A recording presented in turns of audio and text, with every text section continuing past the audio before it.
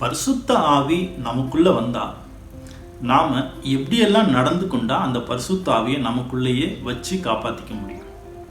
ஒரு சின்ன உதாரணத்துக்கு, நீங்க ஒரு மெழுகுவர்த்தியை கொளுத்தி ஒரு இடத்துல இருந்து இன்னொரு இடத்துக்கு அதை கொண்டு போகணும் அப்படின்னாலே நாம அதை கையை வச்சு மறைச்சி வேற காற்று, நம்மளுடைய மூச்சு காற்று எதுவும் அது மேலே பட்டு அதை அணைஞ்சிடக்கூடாதுன்னு அப்படியே பத்திரமா கொண்டு போகும்.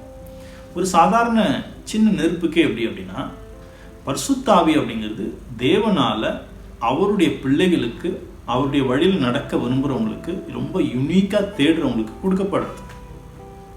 இப்படிப்பட்ட பரிசுத்த ஆவியை பெற்றுக்கொண்ட நாம இந்த உலகத்தின் மக்கள் மாதிரி உலகத்தின் விஷயங்கள் மேலே ஆசைப்பட்டுட்டு அதன் மேலே இச்சையை வச்சுட்டு மனசுக்குள்ள கோபத்தையும் வைராக்கியத்தையும் பொறாமையும் வஞ்சகத்தையும் வச்சுக்கிட்டு வாழ்ந்தோம் அப்படின்னா இந்த பரிசுத்த ஆவி உங்களுக்குள்ள நிலைச்சு நிற்குமானா கண்டிப்பாக நிற்காது. ஏன்னா